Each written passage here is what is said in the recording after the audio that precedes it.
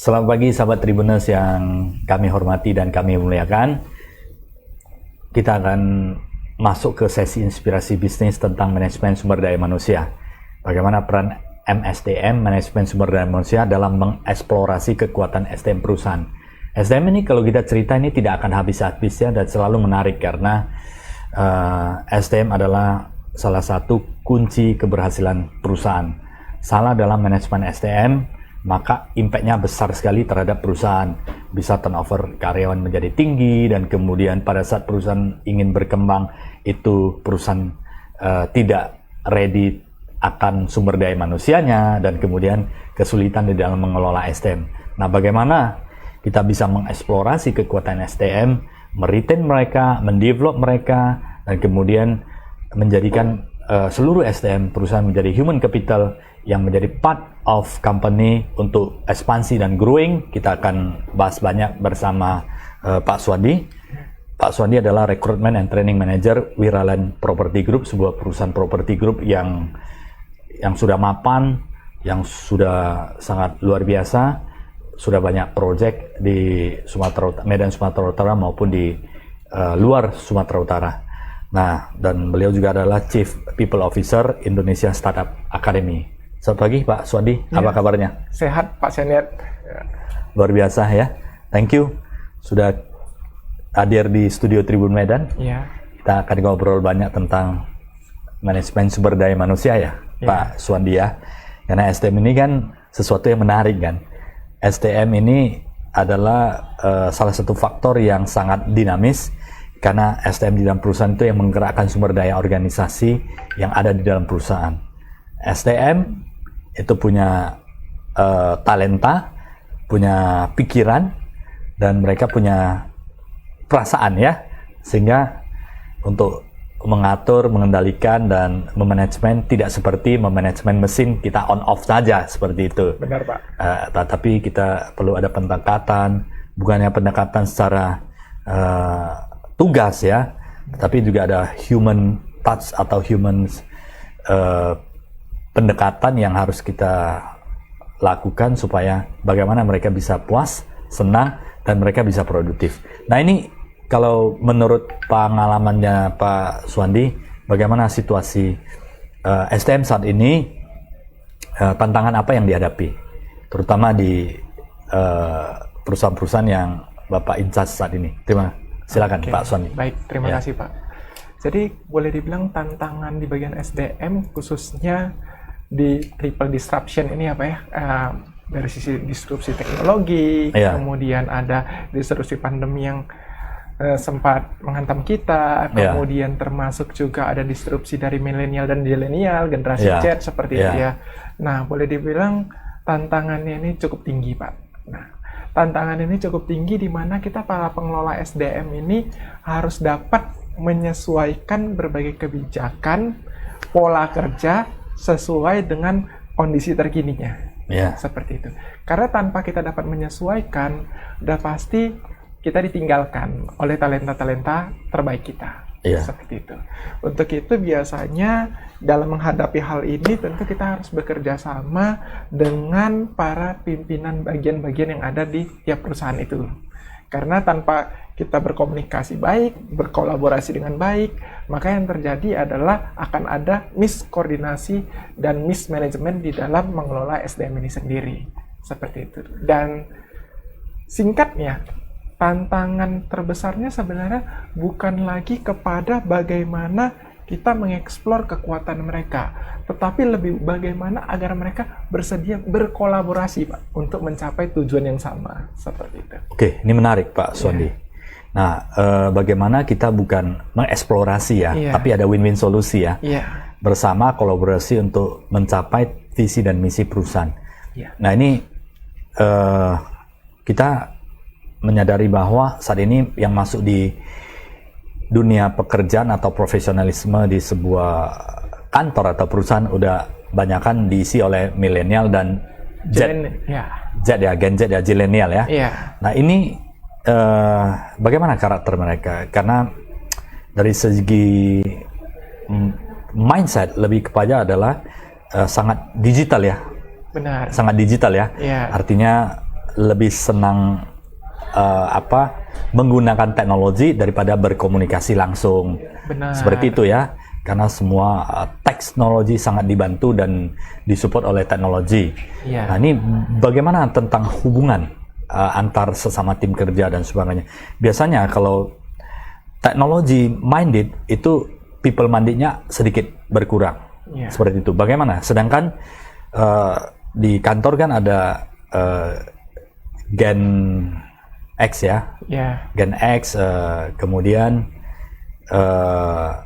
kalau baby boomer sudah mulai pensiun ya, sudah mulai pensiun, jumlahnya sudah mulai pensiun, tetapi masih ada, karena mereka sudah di top management, lebih kepada supporting, mentoring dan sebagai penasehat seperti itu. Bahkan ada yang menjadi pemimpin. Nah, baby boomers, Gen X ini kan lebih kepada komunikasi dan kemudian lebih kepada terstruktur, teratur, ya lebih merespek senioritas. Dan sedangkan generasi milenial itu menurut penelitian ya di beberapa perusahaan ya, ini tanda kutip ini, dan Gen Z juga komunikasi senang dengan digital, sehingga ada rada-rada sedikit ya mungkin beda cara komunikasi. Ini bagaimana untuk mensinkronkan semuanya nih, Pak? Baik. Pengalaman Pak Suwandi. Ya. Benar. Tantangannya berarti komunikasi lintas generasi seperti itu ya. Nah, sedangkan satu generasi aja kepribadiannya seringkali berbeda gitu. Nah, apalagi nih lintas generasi.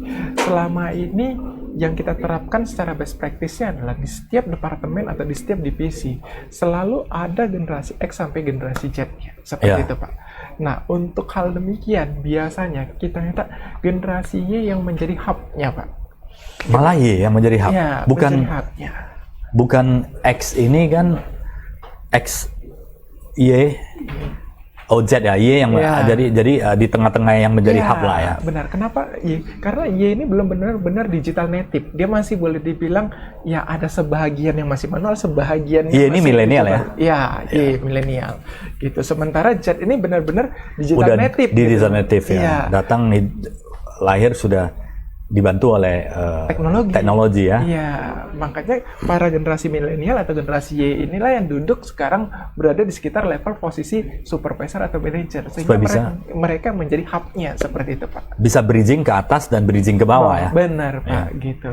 Nah, ini bagaimana kalau Y kan milenial, dia ke X mungkin masih bisa masuk. Kalau dua level di atas, baby boomers kesulitan juga ya, harus dibantu oleh Gen X juga ya? Ya, seperti itu, Pak.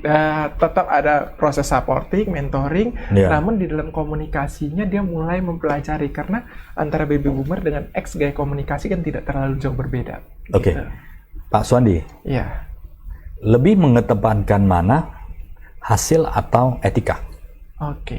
Kan kalau di perusahaan ini kan banyak yang dinilai ya, beberapa kan kalau apalagi Gen Z ya, mereka punya pandangan sendiri kan, sangat digital dan gadget yang lebih banyak difokus, sehingga respect di dalam environment itu bisa sedikit berkurang walaupun bukan sebuah kesengajaan. Benar. Tetapi produktivitas bisa tinggi karena mereka sangat fokus ke aspek digital yang bisa diperbantukan untuk mengisi sesuatu tugas yang diutamakan, seperti itu. Lanjut. Oke, baik, Pak. Nah, kalau untuk di kondisi demikian, kalau disuruh harus memilih, karena saya di generasi, saya tentu akan memilih hasil, Pak. Tetapi karena kita berada di lingkup korporasi di mana terdiri dari berbagai lintas generasi, maka etika dan hasil itu tetap harus berjalan beriringan. Berarti artinya, etika dan tata krama masih menjadi utama ya di dalam perusahaan ya, walaupun hasilnya ada. Iya, kita seimbangkan, Pak. Kita seimbangkan. Karena mengapa? Karena kuncinya tadi di kolaborasi. Ketika etika atau tata krama di nomor 2 kan, maka kolaborasi akan sulit terjalin antara generasi Z dengan generasi X dan baby boomer itu sendiri. Oke, berarti kita etika perlu seimbangkan, balance lah, Pak. Balance lah ya. Iya. Yin dan yang selingnya. Sehingga menjadi sebuah kolaborasi yang kuat ya. Iya. Walaupun dia hasilnya bagus, namun etikanya nggak bagus, itu akan mungkin di peringatan atau di nonaktifkan? Biasanya kita lakukan pembinaan, Pak, seperti itu. Karena fungsi HR kan ada fungsi yang namanya kita sebut coaching gitu ya. Fungsi yang sifatnya supporting, nah itu yang kita lakukan. Supaya mereka bisa berubah lah ya. Iya. Nah, untuk merubah seorang SDM yang sudah masuk di dalam perusahaan, apalagi sudah masuk kan tidak semudah yang dibayangkan ya. Karena mereka punya latar belakang, pendidikan dan pengalaman yang membawa karakter mereka seperti itu. Iya. Kalau di dalam rekrutmen antara attitude, skill, and knowledge, bagaimana penyaringan di awal? Oke, ketika penyaringan untuk saat ini secara best practice, kita lebih fokus kepada attitude-nya. Attitude ya. Kenapa? Karena skill itu bisa diasah, bisa di-upskilling, bisa di-reskilling gitu ya. Nah, bisa dilatih dan bisa dikembangkan. Namun kalau untuk attitude butuh waktu yang sangat lama untuk mengubah habit seseorang, apalagi telah menjadi satu karakter. Betul. Bagi dia, seperti itu. Biasanya karakter apa yang menjadi prioritas pada saat rekrutmen? Oke, karakter yang paling pertama kita lihat apakah orang tersebut mampu bekerja sama, Pak. Karena collaboration ya, itu yang faktor pertama ya. Ya, mengapa? Karena walaupun yang bersangkutan itu punya high skill yang bahkan unik sekali seperti itu, namun kalau dia tidak bisa berkolaborasi, dia nggak mungkin bisa memajukan perusahaan dengan menjadi Superman. Butuh super team untuk memajukan perusahaan itu sendiri. Artinya faktor collaboration, kerjasama tim itu masih penting sekali ya, karena sekarang ini tidak bisa bekerja sendiri, tapi harus tim yang bekerja untuk menghasilkan sesuatu yang lebih tinggi. Faktor kedua apa Pak selain collaboration? Setelah kolaborasi, tentu kolaborasi tidak akan bisa terjadi kalau tidak didukung dengan komunikasi yang efektif. Oke, komunikasi ya. Iya. Komunikasi seperti apa yang diharapkan? Artinya komunikasi ini yang sifatnya membangun, Pak. Jadi seringkali dalam berbagai keadaan, kita lihat misalnya ya, banyak berbagai konten tayangan, bahkan pemberitaan, 2023 katanya gelap, Pak. Nah, ya kan, katanya gelap. Nah, tapi kalau kita di sisi manajemen, baik di manajemen level 1 atau di level 2-nya, kita juga menyuarakan hal yang sama seperti itu. Bisa jadi membuat mental down bagi timnya kita. Nah, bagaimana kita katakan di dalam setiap kegelapan itu pasti ada solusi terangnya. Gitu. Apakah kita mau posisi bertahan atau posisi menyerang? Nah, tergantung bagaimana kita menguasai medan perangnya kita. Positive mindset lah ya, artinya itu ya. Seperti itu. Jadi komunikasi kemudian komunikasi yang membangun ya. Komunikasi yang membangun dan yang ketiga Pak Suwandi. Kan satu collaboration, kedua komunikasi, itu faktor yang penting ya. Komunikasi dalam arti kata ada mindset yang positif ya. Selalu disampaikan secara terus-menerus ya. Walaupun memang situasi tidak menguntungkan, tapi bagaimana mentransformasi, selalu melihat sesuatu dari tanda kutip yang positif ya. Benar. Gitu. Walaupun terkadang kita butuh melihat sesuatu berdasar realita ketika menganalisis datanya. Betul. Seperti itu. Kalau ditanya yang ketiga, nah poin yang ketiga yang menurut saya paling penting itu adalah satu hal di mana kita dapat mengintegrasikan berbagai informasi. Jadi ketika kita sudah dapat mengkomunikasikan, gitu, namun kita tidak dapat mengintegrasikan apa yang telah kita komunikasikan itu. Bagaikan orang katakan, wah nggak walk the talk, talk the walk gitu ya. Apa yang kamu katakan nggak kamu lakukan. Betul. Apa yang kamu lakukan belum tentu kamu katakan seperti itu. Nah, jadi butuh integritas seperti itu. Mampu mengintegrasi dengan integritas itu sendiri. Seperti itu, Pak. Integritas ya. Berarti 4 faktor yang paling utama seperti ini ya. Pertama, collaboration. Kedua, komunikasi dengan mindset yang positif. Yang ketiga adalah tadi integritas ya, yang ketiga ya.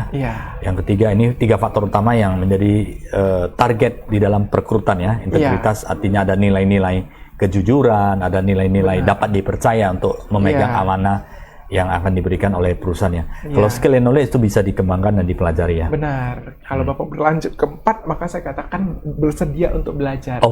Kenapa? Karena skillnya sehebat apapun akan segera usang. Apalagi khususnya di dunia digital terus berkembang seperti itu. Maka dibutuhkan orang-orang yang bersedia terus belajar. Betul. Makanya di perusahaan kita ada istilah namanya self learning, Pak. Self learning ya. Bukan corporate training atau per divisi trainingnya, tapi lebih kepada kamu butuh apa, kamu request apa. Dia sendiri yang bisa mengajukan request ya kepada perusahaan. Benar. Dan dia bisa menentukan sumber belajar dari mana, dan waktu belajar dia cukup fleksibel sesuai dengan kebutuhan dia. Dan ini seperti apa di dalam pelaksanaannya? Dan setelah paling sederhana kita ambil contoh, Pak. Sangat banyak sekali konten di YouTube itu terkait dengan pekerjaan, baik itu teknis, non teknis atau soft skill. Nah, kita bisa berikan waktu kepada dia. Oke, kamu butuhnya apa? Silakan kamu lihat dari YouTube ini. Kalau ternyata itu adalah konten berbayar di LMS, Learning Management System tertentu yang harus berbayar, kita sediakan budgetnya seperti itu. Karena kenapa? Karena dengan menonton di LMS itu, pertama bisa berulang-ulang, dia bisa boleh dibilang post sesuai dengan waktu kebutuhan dia. Berbeda dengan misalnya kita laksanakan corporate training, in-house training sampai 2 kali. Sangat mengikat waktunya. Benar, Pak. Dan belum tentu di situ dia benar-benar maksimal memberikan perhatiannya. Iya. Dan bagaimana mengatur STM yang begitu banyak sehingga kalau semua custom ini kan ya pasti waktu untuk belajar bisa berbeda-beda. Apakah ada sebuah sistem yang mengatur semuanya ini supaya lebih rapi? Ya, sudah. Jadi kita sudah buat satu sistem untuk self-learning ini sendiri. Mereka yang isi, mereka yang ajukan, hasilnya seperti apa ya? Benar. Dan kita sudah buat ketentuan untuk tidak mengganggu waktu kerja. Mereka boleh belajar di luar jam kerja. Silakan. Yang penting mereka improve sesuai dengan kompetensi yang dibutuhkan oleh perusahaan ya. Iya. Dan kabarnya Gen Z, Zillennial sama Millennial ini turnover-nya tinggi. Kalau dikatakan yes, Pak. Benarkah? Ya, kita di bagian rekrutmen menurut penelitian yang ada, data rekrutmen itu rata-rata berapa tinggi? Bertahannya apakah setengah tahun, 6 bulan, 1 tahun, atau 3 bulan mungkin? Ya, oke. Seperti apa database-nya? Ya, saya benchmark langsung ke diri saya sendiri saja gitu ya. Ya, berdasarkan penelitian dari Pak Suwandi. Ya. Benar. Saya benchmark langsung ke diri saya sendiri. Terkadang Pak, itu bisa sebelum masa percobaannya mengajukan pengunduran diri, Pak. Dia bilang dengan alasan apa? Not culture fit, nggak cocok dengan budaya kerjanya. Seperti itu. Namun ya rata-rata mereka hanya mencapai masa kerja 2 sampai dengan 3 tahun. Itu maksimal ya? 2 sampai 3 tahun. Apa yang mereka cari? Yang mereka cari kalau dulu mungkin saat kita bekerja didoktrin, posisi tinggi, karir, gaji, seperti itu ya. Kalau di sekarang mereka, bagaimana mereka bisa mengekspresikan diri? Bagaimana dengan keahlian ada? Mereka mampu mengekspresikannya, ide mereka itu bisa diterima, kemudian skill mereka itu bisa berkontribusi. Jadi kalau mereka rasa, ide saya nggak berkembang di sini, skill saya nggak berkontribusi, malah makin dianggap skill saya nggak cocok, ya mereka akan cabut dalam tanda kutip. Jadi bagaimana menyelaraskan ini ya, supaya mereka bisa beraktualisasi sesuai skill mereka. Di dalam pekerjaan kan ada job desk yang harus dilakukan, dan mayoritas kan ada rutinitas ya. Benar. Seperti yang hari ini harus kerja apa, kemudian jam sekian harus kerja apa, melayani dan sebagainya. Ini bagaimana menyelaraskan terhadap kebutuhan milenial dan Zillennial yang tanda kutip lebih ke fokus kepada ekspresi kekuatan mereka. Baik. Nah, biasanya SOP, job desk, KPI gitu berkaitan dengan bagian organization development atau pengembangan organisasi. Itu kan udah bersifat baku. Ya, kalau dulunya seperti itu, Pak. Jadi job desk itu udah diatur, posisi ini pasti begini. Paling melakukan pembaharuannya itu 1 tahun sekali dan sebagainya. Begitu juga KPI biasanya disetting untuk mencapai 1 tahun seperti itu, Pak. SOP itu biasanya normally 2-3 tahun baru dilakukan revisi. Nah, kalau sekarang kita buat job desk itu biasanya, Pak, dievaluasi per 4 bulan sekali. Job desk dievaluasi per 4 bulan sekali, kemudian KPI juga dievaluasi 4 bulan sekali, plus biasanya hal-hal yang bersifat project tadi untuk dapat mengakomodir aktualisasi dari skillnya mereka, ide-idenya mereka, kita tambahkan selain job desk utama dan KPI yang harus dicapai, mereka juga diberikan project penugasan khusus. Istilah special assignment dengan penilaian dalam bentuk OKR, Objective and Key Results. Yang sifatnya bulanan. Yang bersifat bulanan ya. Artinya ini perlu talent mapping juga ya. Di scanning, karena SDM kan ada beberapa tipe. Ada yang suka mereka adalah inovasi. Artinya mereka suka tantangan seperti itu. Ada yang dia netral, yang penting KPI dan pekerjaan dapat terselesaikan dengan baik. Ada yang pasti ada di dalam perusahaan tuh yang tipe dia menghindari tantangan seperti itu. Dia play safe dan kemudian yang penting saya pagi datang, dapat menyelesaikan pekerjaan dengan baik dan lancar, sorenya jam 5 atau jam 4, jam 5 udah selesai, saya udah bisa. Jangan dibebankan lagi terlalu banyak hal yang pusing, kan ada juga tipe seperti ini. Benar Pak.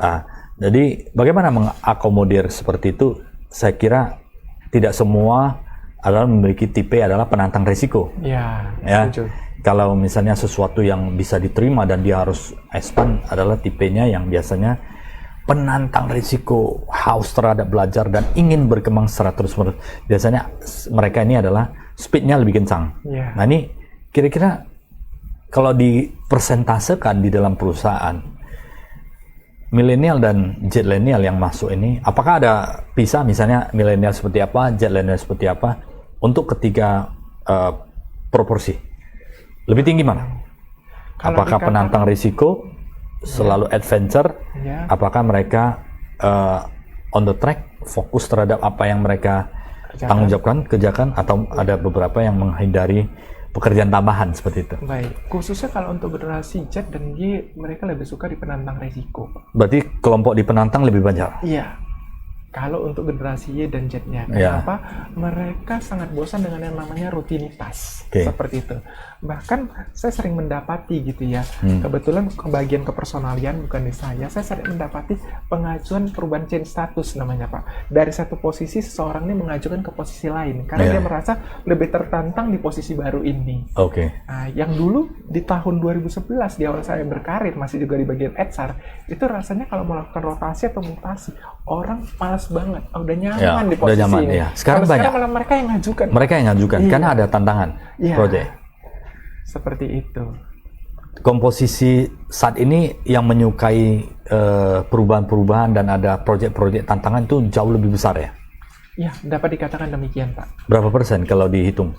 Ada 50%? Bisa mencapai 60% Pak. Bisa 60%, artinya yang normal dan adem-adem itu kira-kira ada 40% ya? Iya, itu pada umumnya yang benar-benar dia back office. Mereka sudah tidak pikirkan yang lain, fokus seperti itu 30-40%. Iya. Nah ini bagaimana? Kalau biasanya yang seperti ini kan ada karakter pekerjaannya adalah di project dan di marketing Pak. Iya. Berarti kelompok-kelompok milenial dan zilenial ini masuk ke kelompok ini? Divisi ini? Marketing sama project? Karena berubah-berubah kan? Iya, kalau di accounting dan kemudian di sistem kan bersifat teratur. Benar. Di produksi kan bersifat teratur. Iya. Apakah demikian mappingnya? Lebih sesuai? Tidak seperti itu. Walaupun seringkali kita mengatakan, back office, mau inovasi apa, semuanya diatur dan sebagainya. Tapi kenyataannya ketika kita beri tantangan, ambil contoh Pak, penggunaan sumber daya, penghematan sumber daya. Mereka yang biasanya kita sebut contoh paling singkat, penggunaan kertas, begitu ya. Penggunaan kertas per bulan itu bisa mencapai 20 hingga 30 rim gitu. Ketika kita kasih tantangan, coba bisa nggak inovasi turunkan jumlah penggunaan kertas? Ternyata bisa. Mereka muncul ide Pak. Yuk buat program ini.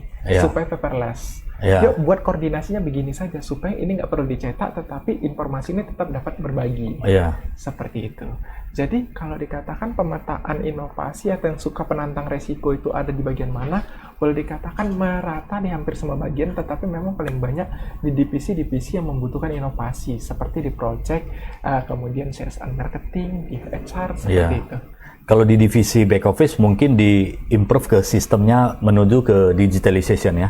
Iya, dan kemudian kompleks ya. Kolaborasi ya. Sehingga tidak perlu terlalu banyak yang dicetak, terlalu banyak yang harus di-approve dengan menggunakan tinta basah seperti itu.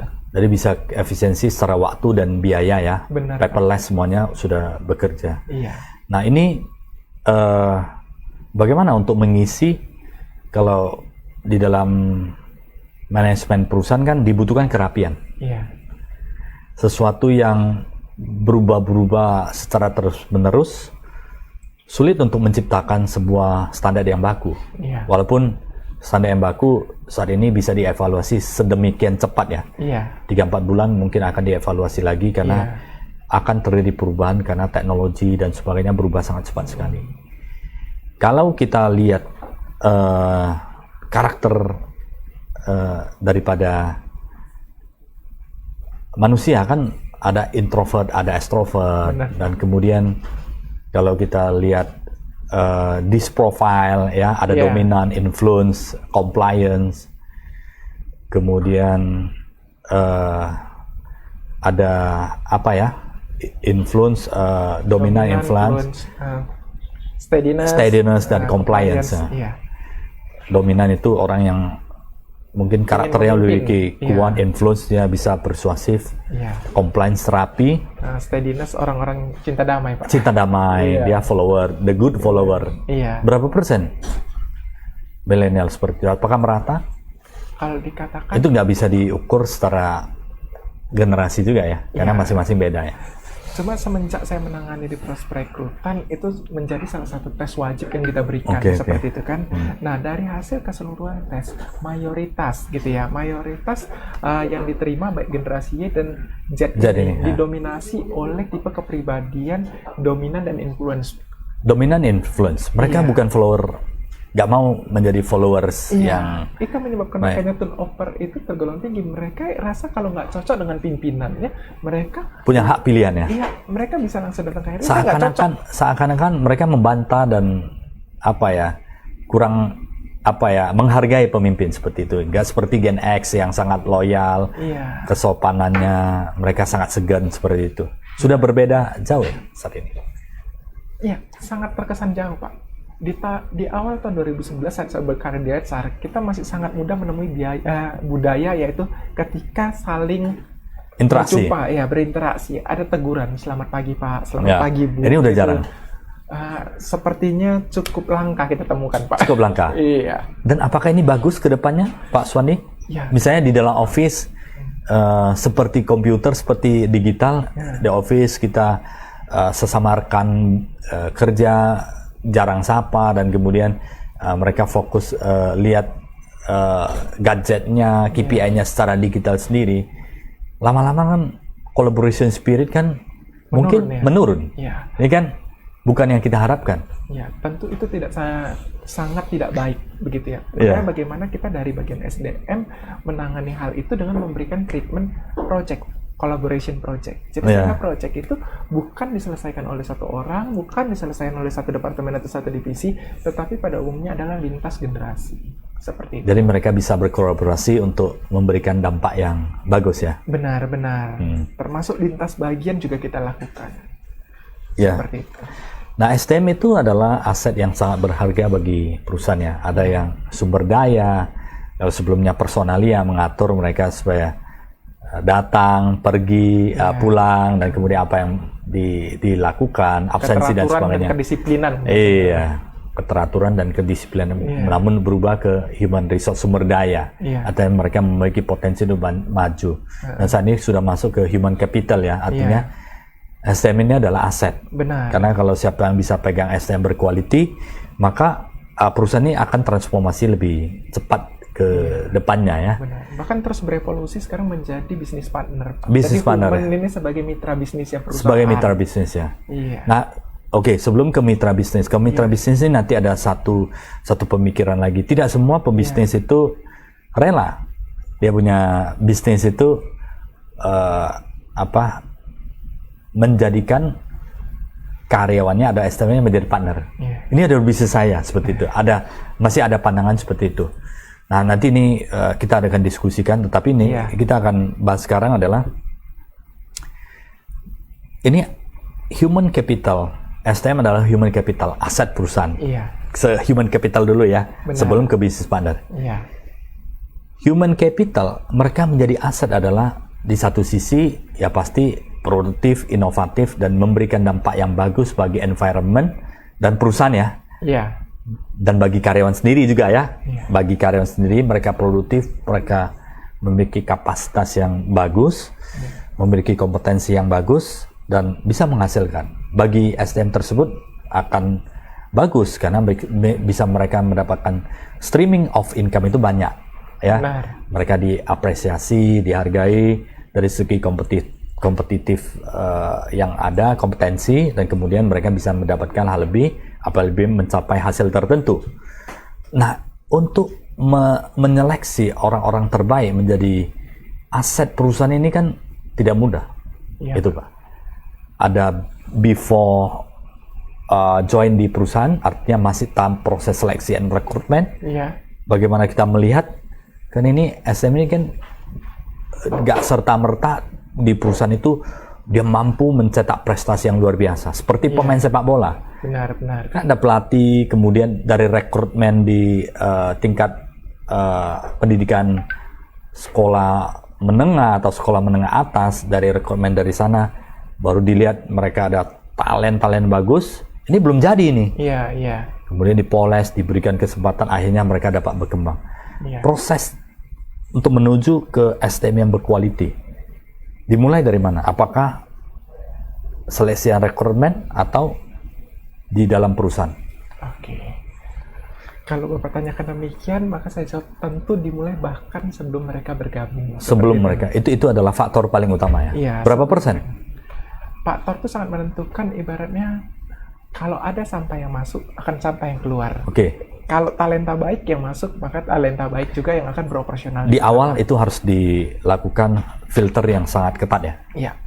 Jadi filter yang sederhana selama ini kita lakukan, tetap hampir seluruh perusahaan pakemnya dalam proses recruitment and selection adalah psikotes, kemudian interview. Iya. Nah, masih dua itu yang seperti itu. Kalau kita tahu di luar negeri sudah based on interview saja. Kenapa bisa demikian? Seperti itu. Karena ketika di luar negeri mereka fokusnya itu interview based kompetensi. Iya.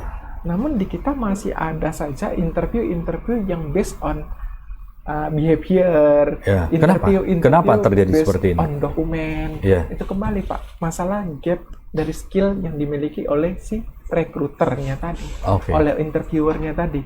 Nah, untuk itu khususnya di kami, yang kami lakukan adalah ketika proses psikotes, itu tidak perlu terlalu banyak, nggak perlu sampai 1 hari, setengah hari menghabiskan waktu hanya untuk psikotes. Cukup 4-5 menit. Biasanya kita gunakan, ada satu tools yang namanya talent mapping, memetakan apa sih talenta utamanya. Cocokkah talenta ini dengan pekerjaannya? Berikutnya dengan tes DSC tadi, kita ngukur job fit-nya seperti apa antara orang dengan pekerjaan, tingkat kecocokannya berapa persen. Seperti itu. Nah, 2 itu menjadi modal dasar dari psikotes, kemudian dilanjutkan ke interview dengan menggunakan kompetensi based interview. Di mana interviewnya juga bertahap, tetap kita lakukan. Kita melihat situasi dan kondisi. Bisa user lebih dulu, bila teknis yang lebih dibutuhkan. Karena spesifik. Bisa HRD dulu bila cukup general. Seperti itu. Jadi kita nggak pakemnya baku, harus HRD dulu, baru ke user. Nah, nanti kita di sana jadi kurang efisiensi dari sisi waktu. Jadi kita bisa buat kondisinya itu seolah-olah mana yang lebih dibutuhkan, user interview dulu atau HRD interview dulu. Seperti itu. Seberapa jauh Pak Suwandi dari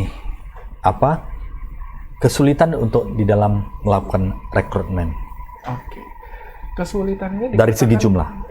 Cukup dari segi bervariasi, jumlah. Pak. Boleh dikatakan kesulitannya cukup bervariasi. Untuk posisi-posisi yang dalam tanda kutip banjir di pasar, kita dengan mudah, Pak. Hari ini dibuka request-nya, besok udah ketemu orangnya, lusa udah join, Pak.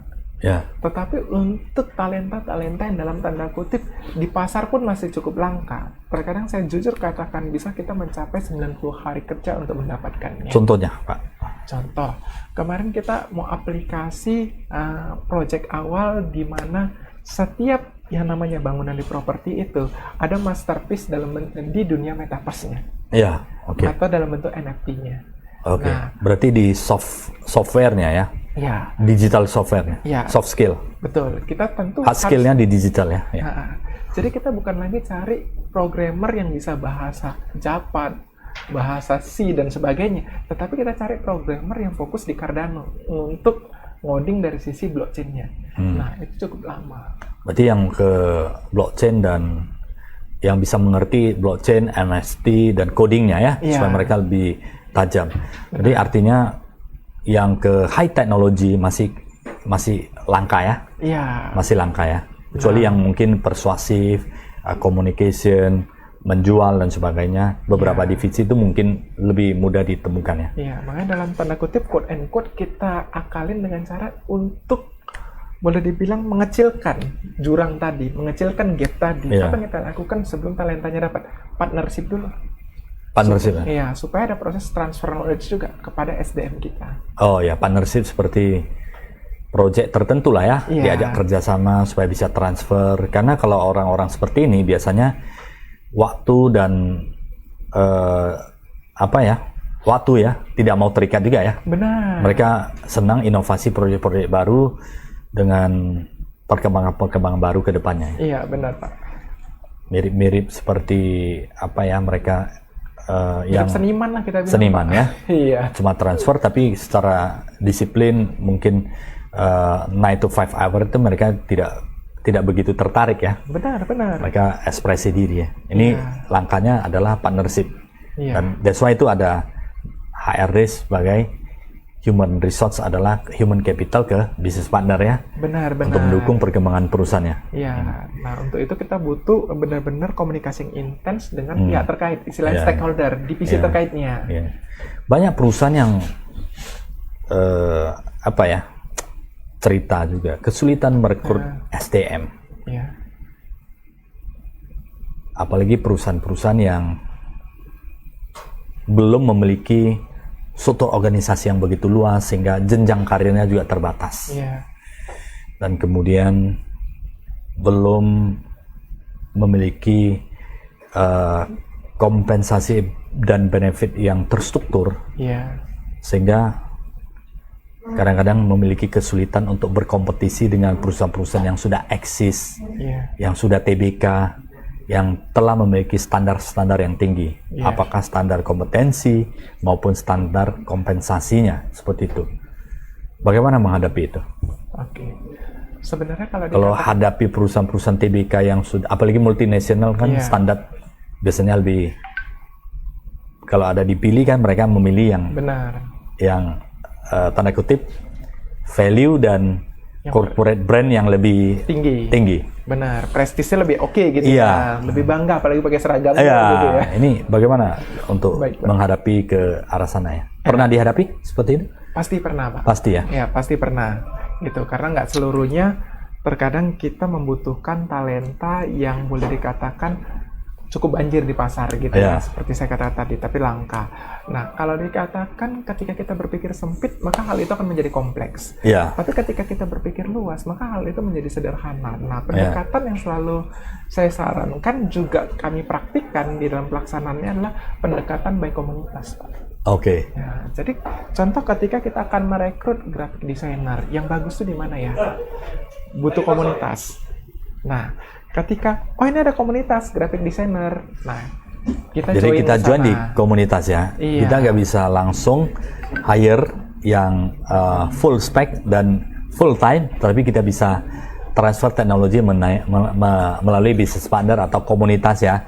Saling transformasi ya. Nah, kalau kita boleh dibilang berkompetisi dengan melakukan berbagai posting iklan di job portal ternama dan sebagainya. Setiap hari berapa banyak gitu yang melakukan posting di sana. Kita harus bersaing dengan berbagai perusahaan untuk mendapatkan talenta-talenta terbaik. Tapi ketika kita join di satu komunitas, di satu organisasi, nah kita udah mengetahui talent-talent di dalamnya ini mana sih yang berpotensi high talent.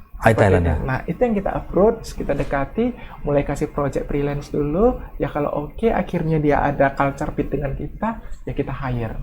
Itu untuk posisi-posisi yang saya kutip, dalam tanda kutip, langkah tadi, Pak. Biasa itu yang kami lakukan. Karena perlu ada kesesuaian secara karakter, emosional, cara pandang, baru mereka. Dan mereka juga tidak terang-terangan, lagi misalnya mau join di satu bisnis atau perusahaannya, tetapi mereka mencari kesesuaian dulu ya. Karena bagi mereka yang sudah menguasai secara keilmuan atau profesi tertentu, selain profesi, mereka juga mencari culture yang mirip ya. Benar. Kalau dikatakan yang high skill langka, bahkan general skill pun boleh dibilang ngeri-ngeri sedap, Pak, ketika kita mau merekrutnya. Nah, walaupun versinya banjir di lapangan, tetapi seringkali kan kita belum benar-benar tahu potensinya seperti apa saat dites. Boleh dibilang kita hanya mampu memprediksi paling katakan 50-60% ke depannya lah, seperti itu kan. Nah, kondisinya adalah bagaimana kita dapat membangun hubungan juga dengan pihak kampus, Pak, yang menangani kemahasiswaan dan alumni. Itu penting ya, Pak Suwandi ya. Karena salah satu sumber rekrutmen yang masa depan juga ya. Kampus itu kan itu the basic of human supply ya, human resource supply ya, karena setiap tahun itu banyak yang menyelesaikan kuliah, pasti mereka akan mencari dua ya. Apakah bisnis sendiri, apakah itu berkarir di perusahaan secara profesional. Potensi itu ada. Itu. Nah, saya sendiri mempraktekkannya dengan menjadi dosen praktisi, Pak, supaya bisa masuk langsung ke dalam, melihat teorinya langsung, seperti itu. Berapa persen rekrut dari kampus? Kalau dikatakan saat ini kita baru mencapai 25%, Pak. 75% masih dari luar, benar. Dari luar ya. Kenapa? Karena general skill yang memang butuhnya hanya fresh graduate gitu ya. Nah, kita bisa dapatkan dari kampus. 25% dari kampus ya, general skill ya. Dan kemudian sumber rekrutmen informasi yang paling efektif saat ini apa? Apakah informasi melalui Instagram? Apakah melalui portal-portal seperti JobsDB, JobStreet dan sebagainya? Ini kan bersifat nasional ya, Pak Suwandi ya. Benar-benar. Kalau Jakarta mungkin JobStreet sama JobsDB masih dominan karena di ibu kota kan dominasinya cukup besar, itu pusatnya kan. Kalau di kota-kota bukan kota Jakarta seperti di Medan, yang paling efektif apa? Nah, kalau saya katakan tergantung level yang kita cari, Pak. Jadi nggak bisa semua level, media inilah yang paling cocok. Kita sebut level staff. Level staff biasanya, anak generasi Y dan Z kolamnya ada di mana, Pak? Mereka suka ngumpulnya di mana? Apakah itu di Instagram, di TikTok? Nah, itu yang difokus ya? Bisa Instagram, bisa TikTok ya? Iya, benar, Pak. Supervisor? Nah, kalau ketika level supervisor kita lihat kurang lebih range usia yang dibutuhkan di mana, Pak? Butuh kemapanan atau butuh hanya memang skillnya lebih tinggi dari staff? Cari di kolam juga ya? Iya, kolamnya kita lihat lagi. Kalau butuh kemapanan, kita biasanya cari posting di Facebook, kemudian job portal. Tetapi kalau butuh yang job portal apa yang paling efektif? Nah, kalau dikatakan nanti kita nyebut satu merek gitu. Lokal atau nasional? Lebih baik kalau saya pribadi sih nasional, Pak, ya? Bila kebutuhan perusahaan juga wilayah operasional nasional. Tapi kan yang bisa mengaplikasikan dari luar kota. Kalau ada dari Surabaya, Semarang, Solo. Itu bagaimana mengakomodir masalah ini? Nah, kalau wilayah operasional nasional, job portal nasional itu sangat cocok, Pak. Tetapi kalau untuk perusahaan-perusahaan atau korporasi yang wilayah operasionalnya masih di satu wilayah, biasanya kita menggunakan job portal yang kuat di daerah tersebut. Contohnya, kita sebut di Medan gitu ya, ada Lumina, kita lulus. Nah, dari kita lulus, satu kali posting, belum sampai 5 menit, Pak, bisa 300 kandidat yang masuk. Seperti itu. Sekarang udah digital ya, yang hard copy udah berkurang banyak ya? Mereka pun kadang enggan untuk mengantar berkas langsung, Pak. Ini yang untuk level staff ya? Kecuali yang level supervisory ya. Supervisory itu bisa perlu skill khusus ya, yang kita perlu perhatikan ya. Benar, ketika skill khusus itulah pendekatannya di komunitas-komunitas kita juga bisa dapat gitu, biasanya. Dan 3 tahun ya Pak Suwandi, tadi ada cerita bahwa Gen X sama Gen Y sama Gen Z, milenial sama zilenial ini maksimal 2-3 tahun. So bagaimana untuk mendorong mereka? Karena toh nanti yang akan memimpin perusahaan kan milenial sama zilenial itu harus duduk di posisi tinggi. Bagaimana meretain mereka? Nah, kan ini akan tergantikan. Seringkali suatu ketika harus ada regenerasi kan? Nggak mungkin dipimpin oleh Gen X secara terus-menerus. Perusahaan bisa menjadi lambat ya. Benar. Seringkali para pebisnis mengalami dilema, Pak, antara di-retain atau siapkan satu standar yang benar-benar bisa membuat bisnisnya autopilot. Artinya siapapun yang berganti secara terus-menerus, bisnis ini tetap sustainable. Nah, itu dua hal dilema. Pertanyaannya, biaya mana yang lebih efisien? Apakah kita meretain atau dengan membuat sistem yang autopilot? Nah, ini biasanya bergantung kepada area bisnis masing-masing, Pak. Ketika area bisnis ini boleh dikatakan perkembangannya tidak signifikan, maka alangkah lebih baik kita membuat satu sistem yang autopilot. Tidak perlu signifikan ya, perubahannya ya. Jadi lebih kaku ya, autopilot jadi tidak aja. Masalah bila kita diisi oleh siapa juga bisa. Bolak-balik ganti tidak masalah. Karena ada satu sistem yang baku. Kecuali skill khusus. Operator mesin. Nah, ada satu standar baku untuk mengoperasikan mesin itu. Jadi siapapun yang berganti, ya tidak masalah. Bukan berarti operator mesin tidak perlu di-retain ya Pak ya. Iya. Ya, seperti itu. Namun untuk skill-skill khusus yang memang udah jiwanya di sana, nah ya kita tentu butuh meretain. Oke, menarik. Kalau bicara tentang HR ini nggak akan selesai ya, Iya, Pak. dalam 1 jam, karena HR ini sangat luas. HR ini juga menjadi sebuah tantangan bagi kita semua. Bagaimana meretain, antara meretain dengan sistem, autopilot dengan SDM, itu kan sesuatu yang tidak pernah akan habis-habisnya ya. Di satu sisi kita perlu respect kepada human, as a capital, company capital. Di satu sisi juga perusahaan juga perlu kelangsungan hidup untuk jangka yang panjang. Artinya tidak sangat bergantung kepada beberapa SDM, tetapi adalah SDM yang secara tim yang ingin memajukan perusahaan secara konsisten untuk jangka waktu yang sangat panjang sekali. Tepat Pak. Nah, tidak terasa ya, hampir 1 jam kita cerita. Sahabat Tribuners, semoga pembicaraan ini bermanfaat bagi kita semuanya. Tips dan apa yang ingin disampaikan oleh kepada sahabat Tribuners, Pak Suwandi, untuk mengelola dan mencapai tujuan perusahaan dengan SDM yang berkualitas. Oke. Baik, pesan saya sederhana untuk para teman-teman Tribuners yang bergerak di bidang pengelolaan SDM atau bertugas di bagian pengembangan SDM, maka kelolalah SDM itu secara bajik dan bijak. Maksudnya bagaimana? Bajik artinya tetap kita utamakan ya unsur-unsur hal yang positif, hal-hal yang berbau kebaikan. Namun tetaplah bijak. Bijak dalam arti bagaimana strategi menyesuaikan dengan setiap tren perubahan yang ada. Karena tanpa mengikuti tren, maka kita akan tergilas dan sustainabilitas atau keberlangsungan perusahaan juga akan menjadi taruhannya. Baik, terima kasih Pak Suwandi sudah sharing ya, kelola SDM dengan bajik dan bijak. Dan semoga perusahaan Bapak Ibu berkembang pesat ke depannya. Dan kita doakan semuanya sehat selalu ya. Iya Pak. Terima kasih Pak Suwandi sudah hadir di studio. Kita akhiri inspirasi bisnis hari ini.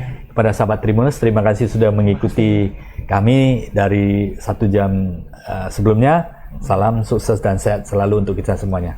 Sampai jumpa di episode inspirasi bisnis selanjutnya. Terima kasih.